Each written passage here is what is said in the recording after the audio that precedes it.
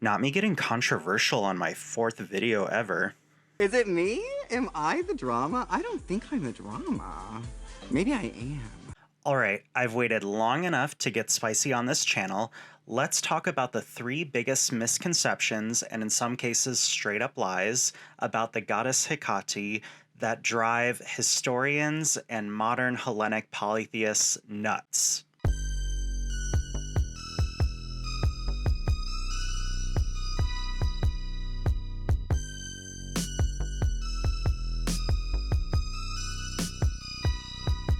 Look, my view on the occult and paganism is very much whatever makes you happy, whatever makes you feel spiritually fulfilled is awesome.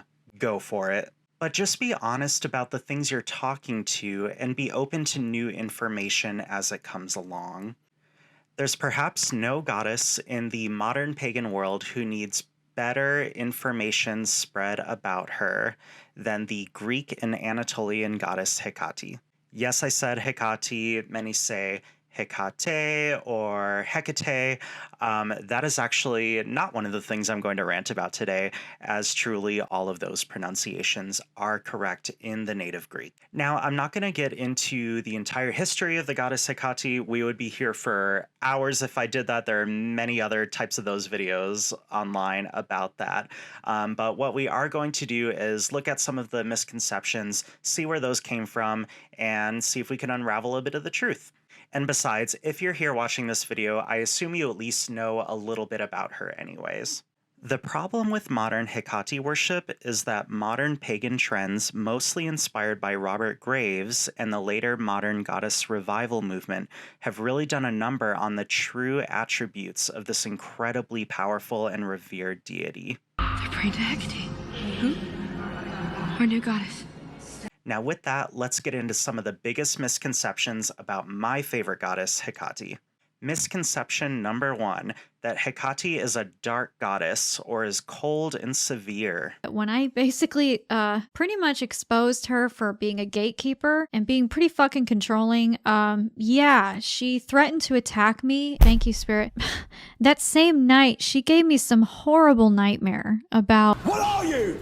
An idiot sandwich. Idiot sandwich what? It's actually the opposite of that. She's a goddess of light. She's literally holding torches. Look at her stories and hymns and see what she's actually doing in them. If you do, you'll find that she typically is seen as spending more time in the upper or middle world here with us than she is in the under. Here's a little good old mythology for those unfamiliar with the Greek creation stories. As thanks for her assistance in siding with the Olympians during the Great Titanomachy, Hekate was elevated by Zeus from a titan to a powerful cosmic goddess and was given dominion over all realms. This was a huge deal. Zeus didn't even give his own wife that much power. That means she truly lives everywhere. In fact, many of her myths don't even place her in the underworld at all. Mostly she's referenced as being right here on Earth with us, guiding lost human souls to the afterlife. Yes, her ability to traverse the underworld was fairly unique to both her and Hermes, which is why she was able to so effectively guide the maiden Kore, Queen Persephone, through the underworld, but the underworld is only part of her domain. As for her being cold or severe, hardly anything in the myths talks about her personality or her demeanor. Since she's a guide and a helper, it's really odd to infer that she would be cold, dark, stern, and severe. When I was in Greece, most of the friezes I saw of her were of her being a warm, welcoming guide to humanity, consoling the grieving and welcoming the dead with open arms, dispersing the darkness of their pain with her double torches. Misconception number 2, that Hekate is a crone. No, God! No, God, please, no! No! Okay, so this is probably the biggest misconception about this goddess, due to modern pagans getting this wrong decades ago and just repeating it over and over and over. She is not, under any circumstances, in any sense of the word, ever an elderly woman, or a crone. There's nothing wrong with elderly women or crone goddesses, but Hekate is not that. In fact, there's no depiction of her as a crone or an elderly woman anywhere in the ancient world at all. Zip. To make matters worse, the idea of her as a crone was partly created as Roman slander against her, and in the modern age by folklorist Robert Graves. Part of the early confusion about this can probably be contributed to the idea of the Morai, or the Fates, who were seen as a young woman, an adult woman, and an elderly mother or crone. But the Fates are entirely separate goddesses to Hekate and really have next to nothing to do with her at all. She is a triple goddess, but not as Maiden Mother and Crone. She's triple in that she sees in 3 ways in all directions at all times. If you think she does appear to you as a crone because you saw her in a spiritual vision, I hate to break it to you, but you're just plain wrong. Not all personal gnosis is valid, and it's up to us as adult spiritual people to practice discernment to help us figure out if what we're experiencing and seeing and feeling is an authentic visitation from the gods, or if it's just a projection of our romanticized images of them. Because those two things are not the same. Misconception number 3, that Hekate's primary function is as the goddess of witches. Hekate, dear, Queen of the Night is a very responsible position.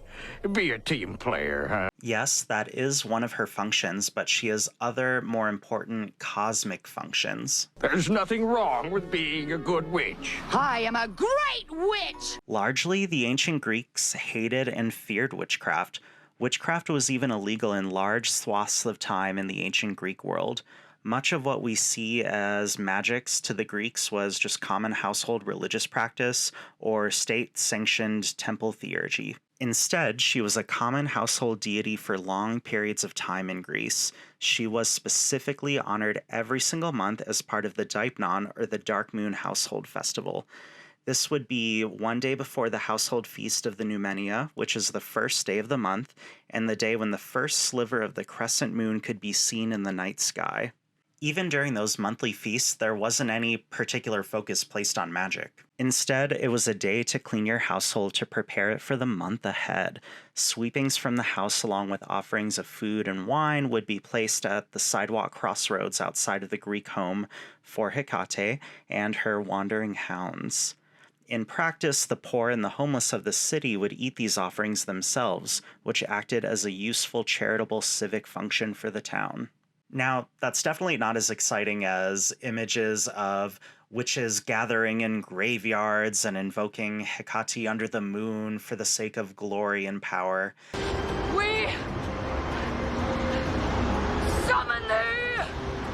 But I think that makes the real Hekate even more special. Because she wasn't just a goddess of sorcery, she was a beloved personal household deity who was revered by families all over Greece. Now, there are a bunch more misconceptions about Hekate, but those are the 3 biggest ones that I've seen come up in the community in my 25 years of practice. Now, some of this might be a hard pill to swallow because if you've been around the pagan community long enough, you'll know that telling people that their religious spiritual practice is wrong is a huge no-no. There is no pagan pope. And I largely agree with that.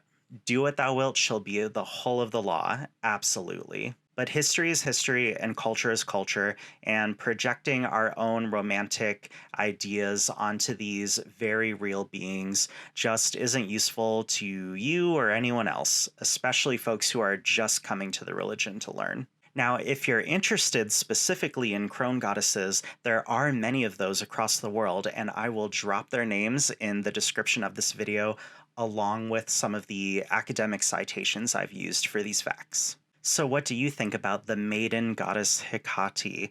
Do any of these misconceptions bother you, or does it just not matter to you at all? Let me know in the comments below, because I'm really curious.